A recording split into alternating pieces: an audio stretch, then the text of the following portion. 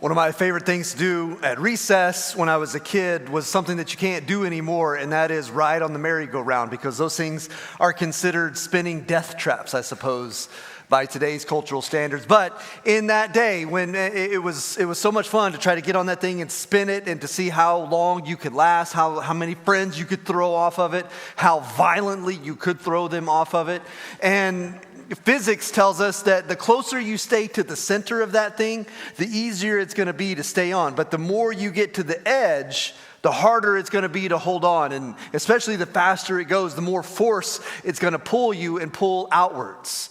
And as we turn our attention to Psalm 63, we're going to look at a guy's life, a moment in the life of King David.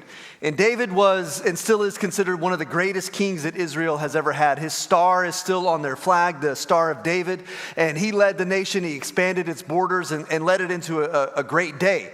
But this is a moment when David is not living in the palace, he's not sitting on his throne, he is actually out in the desert, sleeping in caves and sitting on rocks because his own son Absalom, has conspired against him and is chasing him.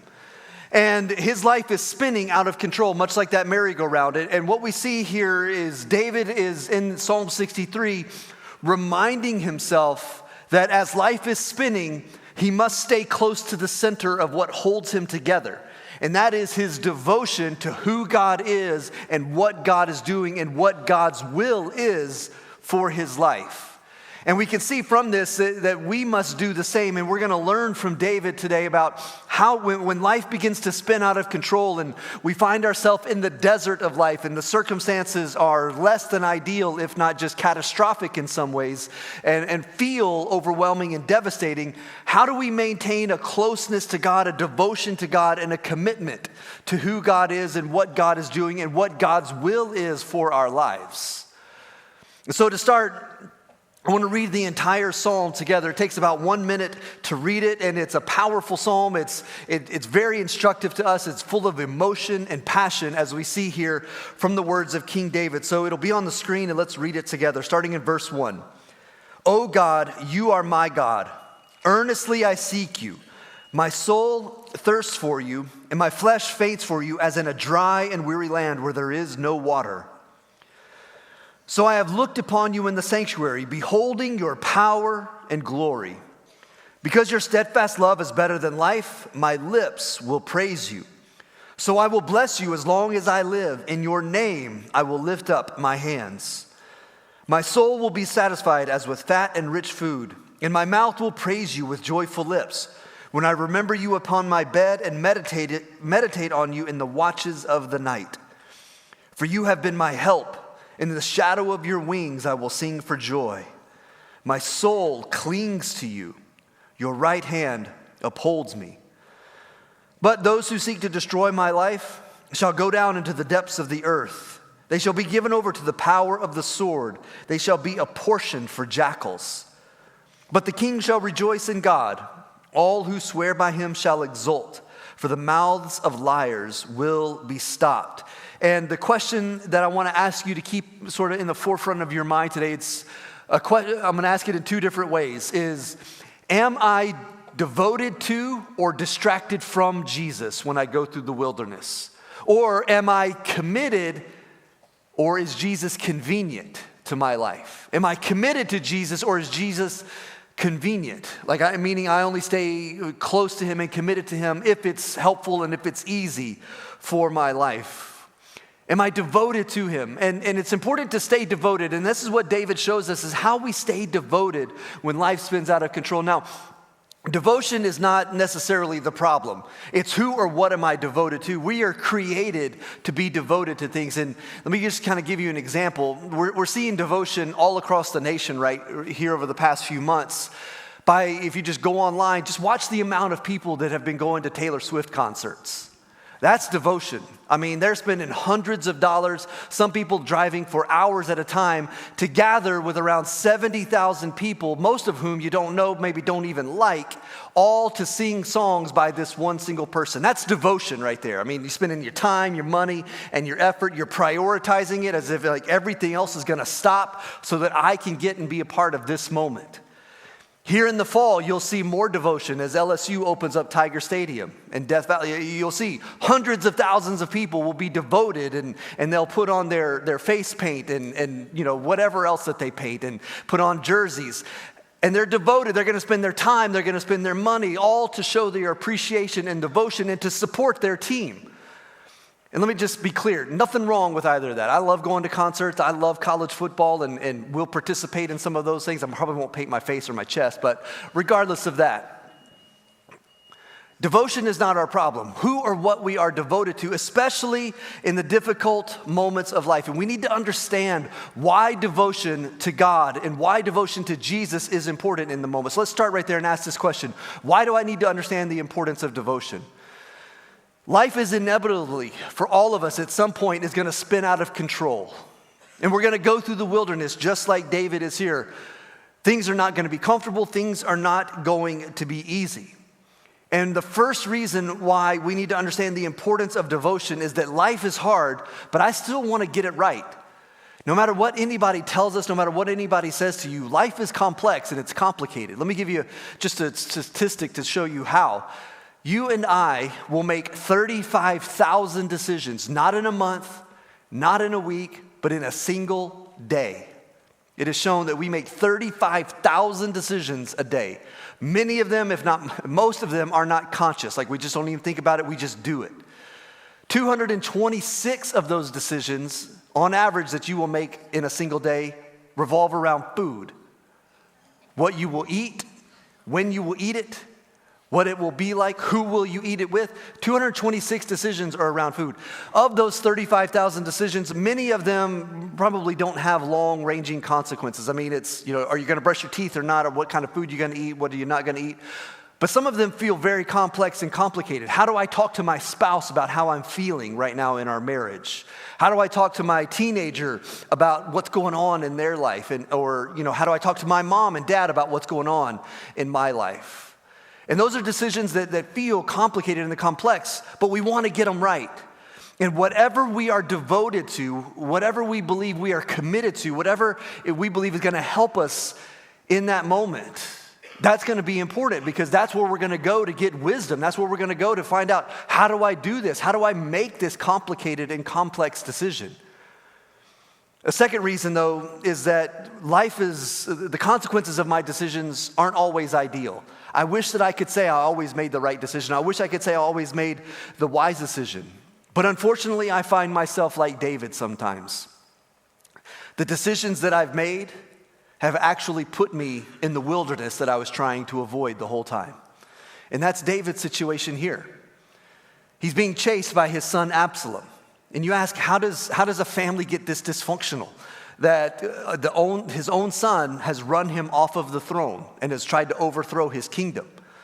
And it all goes back to the moment when some of you may know this story, some of you may not, and that's okay as well. But it all goes back to the moment when David let his relationship to God not be a commitment, but be a convenience. And he chose, in a moment of convenience, he chose to give in to a weakness and slept with Bathsheba, and then took it to the next extent to try to cover it up, and had Uriah, her husband, murdered and killed.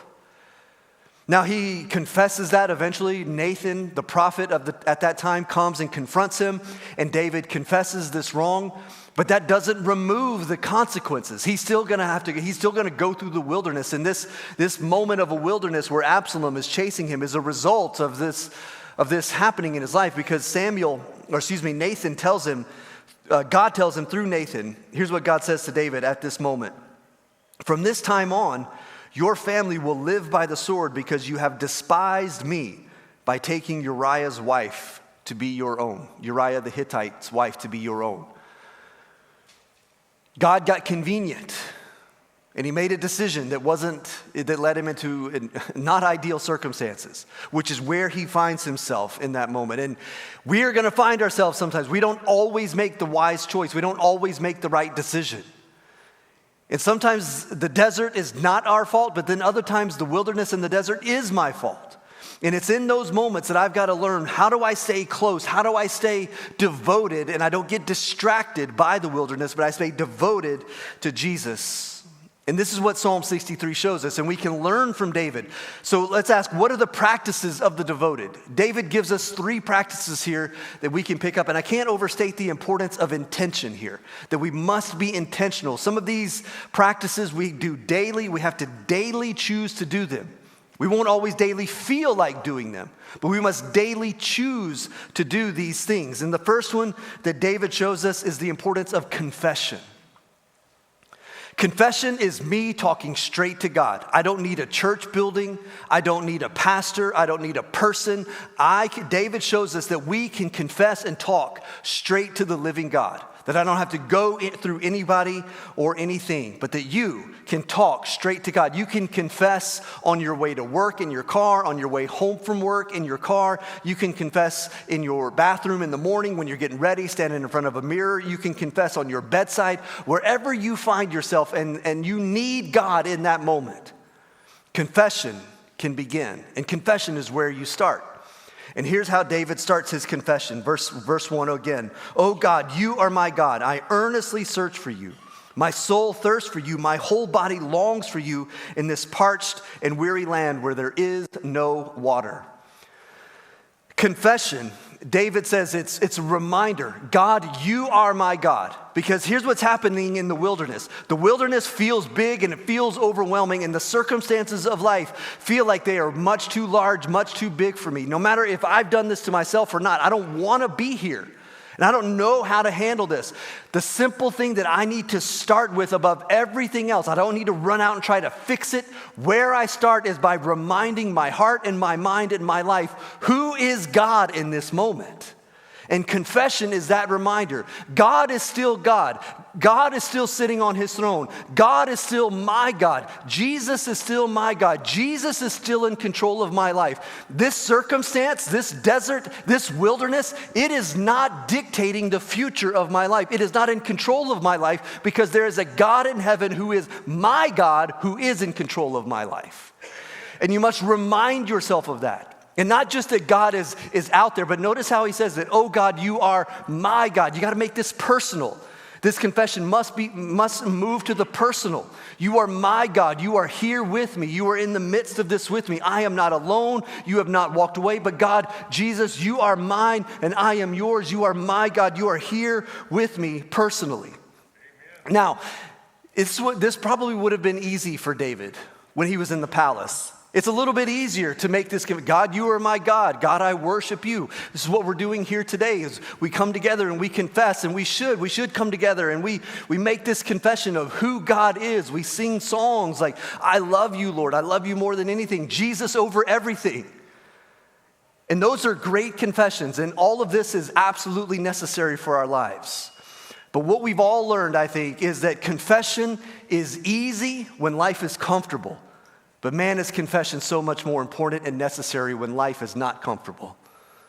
And it's the confession that I make in the desert and the wilderness, when my life is spinning out of control, the confession that I can make there, that's the true confession of my life.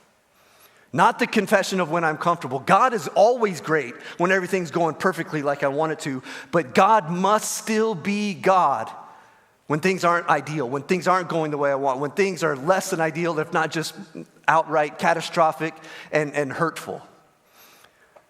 God must remain God. And the confession, it doesn't come when I get, and we'll talk about this in several ways, but the confession doesn't come when I get through it. The confession gets me through the wilderness, that you've got to maintain who God is. Because confession, you got to be honest, you got to be vulnerable, you got to be authentic. This is not the time to hide and to cover up and try to put on a brave face and try to be good. No, this is the time of just be real. This is what David does. God, you are my God. Without you, I'm dry, I'm weary, I'm thirsty, I have nothing. And we must be as vulnerable and honest with God as we can. Confession opens me up and opens my life up to receive what God wants to do. 1 John 1:9 tells us that if we confess our sin, He is faithful and just to forgive our sins and to cleanse us from all unrighteousness. Confession opens my life up. It reorients my heart, reorients my mind, reorients my life, that who is God in this moment? Because we are so quick and prone to forget Because life is big, life is complicated, life is complex, and it feels overwhelming at times. And it's in those moments where I've got to remind myself, who is God right now? The second thing that we want to put into place for devotion is worship. Worship is more than just singing. Worship is putting God in the place and priority, that he is first and everything else is a distant second. Worship is using my time, my devotion, my energy, my financial resources, my time resources. Everything I've got is putting God first there. And this is what David does. He says it in verses 3-5. He says, your unfailing love is better than life itself. Let's just stop there. Can we say that? Can you honestly say that? That God, life is difficult, life is complicated. I'm in the desert right now, but here's the reality that I know above everything else. I have you and I have your love, and your love is steadfast, your love never leaves. And as long as I have that, I know that I have everything I need for life. Can you make that confession? Can you worship in that way? That his love is steady, it never leaves you, it never gives up on you, never walks out on you, but it's constant and it's always there. He continues on, how I praise you. I will praise you as long as I live, lifting up my hands to you in prayer. You satisfy me more than the richest feast. I will praise you with songs of joy. David doesn't wait till he gets back into the palace to worship. David doesn't wait till he can go back to the temple to worship. He can't go to the palace. He can't go to the temple. He couldn't come to, if this were today, he couldn't come to church, because if he does, his son's going to seek his life. But just because he's removed from the place of worship, that doesn't stop him from worshiping. And what we need to see is we don't wait till we get on the other side of the desert in life. We don't wait till we get on the other side of the circumstances in life to get back to worship. No, the only way to get through the desert is to worship your way through the desert. That's the only way you're going to get through it. That's the only way you're going to maintain joy. That's the only way Jesus is going to continue to be the God of your life, is that you will worship your way through the desert, that you don't focus on so much around you, but that you focus on who God is in the midst of what is happening around you. Now, one of the ways you can tell is to ask yourself, what is my dominant emotion going on in my life right now? Because worship, we're going to worship something. Something is going to be big to us in life. And whatever the dominant emotion, that will tell me what I am worshiping. So if I am worshiping the circumstances, and the circumstances I think are big and huge, and they are what are in control of my life, then the dominant emotion most likely is going to be fear. I'm going to be afraid. What ifs? All the what ifs will come into play. What if the desert doesn't stop? What if it gets worse? What if this relationship never reconciles? What if this person never stops doing this thing? What if Absalom never stops chasing me? What if? If the dominant emotion is fear in your life, then you're most likely not worshiping Jesus. Because the dominant emotion of someone who is worshiping Jesus as the priority is joy. It's joy. And it's not joy by just, sticking your head in the sand and ignoring the circumstances. That's not what David is doing here. But it's joy right in the midst of the circumstances, that yes, life is hurting right now. Yes, life, it's causing tears right now. But it's not destroying me. It's not devastating me. Why? Because God, you are my God. I will cling to you. I will worship you. And I will be satisfied. I love how verse 5 says this. My soul will be satisfied as with fat and rich food. Now, of all the places in all of the world, we get this, right? There is no better food culture than Cajun culture. No better. Yes, we get amens on that one. Good. There's no better food culture than Cajun culture. I've lived all over the United States. I've had food from across the world. There is no better food than what we have right here in our little pocket of the world. As has been said many times, and I agree with, our gas station food is better than 5-star restaurants. So we get when David says, my soul is satisfied as with fat and rich food. Let me tell you how I read that. My soul will be satisfied as with fat and rich gumbo. We get this. You know that those moments after you eat, after I eat my wife's gumbo, and for those moments right afterwards, it's just like you pat your belly, you sit back, you lean back. It's like life is great right now. It doesn't matter what's going on. Life is good. Now, in 10 minutes, it's going to hurt when the rice swells, but we'll get there in a minute. But right now, life is great. And this is the picture that David has. Right in the midst of all of the stuff, all of this desert. Look, he's writing this from a cave, sitting on a rock. He's not in the palace. He doesn't have a crown on his head. He is a fugitive running right now.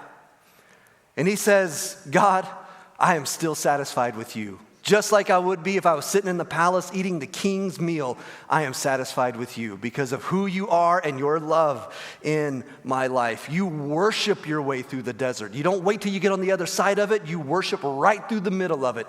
That is the only way you're going to get through it. The third part of devotion is to cling, to hold on. To cling is to hold on for dear life. It's the image of like, I'm going to hold on to Jesus just like I would hold on to a rope as I'm hanging off a cliff, knowing that if I let go, my life might not make it. And this is what David says. It's a powerful word in verse 8. My soul clings to you. Your right hand upholds me. My soul is made to cling and to be close to God. Just like a magnet clings to metal, that's the way my soul is to God, that he upholds me, he sustains me. And this word cling here, it has to it this idea that I need to experience all of who God is. I need to experience him. When I'm in the desert and going through the wilderness and life is difficult and life is frustrating and life is, let's just say, less than ideal, sometimes devastating. The things that won't get me through at those moments are explanations of who God is. Doctrine, theology, that won't get you through in those moments. You've got to experience what you know to be true about God. And this is what David says, I'm going to cling to him.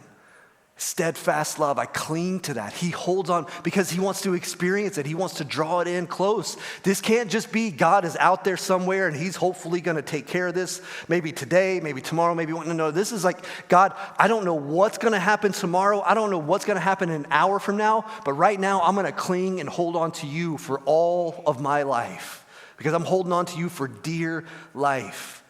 And those can't just be doctrines that I have in my head and beliefs that I have in my head. Those have got to be realities and experiences that I walk in and that I live every single day. You can have doctrine, you can have theology, they're good, but they got to make the move from my head to my heart and from my heart out into my life that I've got to live it. You don't cling to just explanations of God. You cling to the reality of God, that he's not just an idea, but that he's a reality in your life. I was thinking about this, and I was like, just trying to figure out a way to kind of bring it to life a little bit. And as what came to mind was when I take my little girls to a theme park, and they look at a giant roller coaster, and me, like a good dad, say, let's go.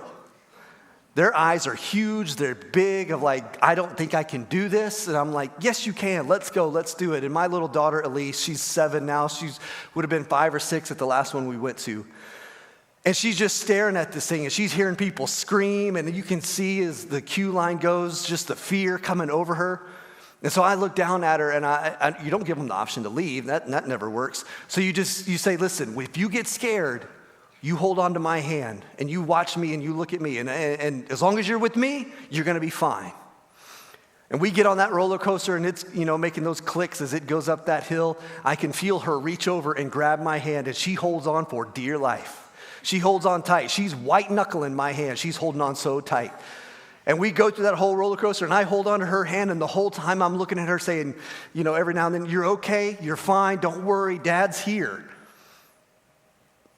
In that moment, if my daughter's on that roller coaster and she's afraid, what's not going to help her is if somebody looks at her and says, don't be afraid. Your dad, he's like 5'11". He's got brown eyes. He's standing right over there. Don't worry. Don't be afraid. That's not going to help her in that moment. Any more than when I am going through it in life, for somebody to walk up and say, and give me a doctrinal understanding of who God is. No, I need to experience the doctrine of who God is. He can't just be an idea. In these moments, he's got to become the reality that I hold on to, that I cling to. Are you committed? Are you committed to Jesus? Or is he just a convenience? I tell you, once you've experienced him, well, he can no longer be a convenience. He becomes a commitment that you make, and you hold on to him just like you know. I'm holding on to the nail-scarred hands of Jesus, because if I let go of him, who knows what life will be. Hold on, cling to him. God doesn't want you to live on explanations of who he is. God wants you to experience all of who he is. Cling to him. So, what do we do to begin to live this out? We confess, we worship, we cling to God. What practices can we begin to put into place? What do I need to practice devotion as David has modeled it for us here in Psalm 63? 3 commitments that he does. Number 1, stay committed to worship. In my few years as a pastor now, what I've seen, and regrettably and heartbreakingly so, is when people go through the desert, one of the first things that happens is church becomes an option at that moment. God becomes optional, and church becomes a matter of convenience. And man, I've texted people like, I've missed you. We haven't seen you at small group, haven't seen you at church. Yeah, I'm just going through something right now. I'll get back to it when I can. Let me just challenge you on that for a little bit. If you ever sense that or ever am prone to that, if you ever feel that that's an option for you, reject that as a lie. Stay committed to God and to his people and to his church. Because the lie that you're going to hear is Satan's going to whisper to you and say, don't go to church. Don't you dare go to church, because those people know. Those people know about what's going on in your life. And man, if you go, think about what they're going to say. Think about the whispers in the hallways. Think about the looks that you're going to get. Don't you go to that church. Reject that as a lie, because it's simply just a lie to keep you from God and his people. And I can't speak for every church, but I'm going to speak for First Moss Bluff. If you're going through it and you find yourself in the desert, this is the place where you need to be, because I believe with all my heart, because I've experienced it firsthand with our church, this is the place where when you're going through it, they will wrap their arms around you, they will love you, they will pray for you, they will hold you up when you can't hold yourself up. So like I said, I can't speak for other churches, but you come here, you're going to experience a welcomed and loved people who love you and who want to welcome you in. Stay committed to worship. The second thing, stay committed to joy. Joy is not an emotion, it's a decision. This is why Paul says that we rejoice always. If it was an emotion, you can't command it. You can't just say, be joyful, but you stay committed. Life hurts, I can stay committed to joy. Tears will come, I can stay committed to joy. This is, David says that you have been my help, and in the shadow of your wings I will sing for joy. Are you committed to joy? Life will hurt sometimes, tears will be present, but you won't be devastated because you're committed to joy. You're committed to the source of joy. And this is not a joy that ignores reality. David doesn't ignore reality. This is not a joy that just sticks my head in the sand and doesn't pay attention to what's going on. This is a joy that says, despite what is going on, God, you are my God, and I will seek you because you are the source of my joy. The joy of the Lord will be my strength in this moment. Stay committed to joy. We have so many people in our church. I won't call their names, but I know their stories, and some of you know their stories. But man, they are such an inspiration to me in this regard of staying committed to joy. Walking through cancer, and they have a smile on their face. And when you see them, they're like, how are you doing? And my question is, who cares? How are you doing? And man, they're just so committed to joy.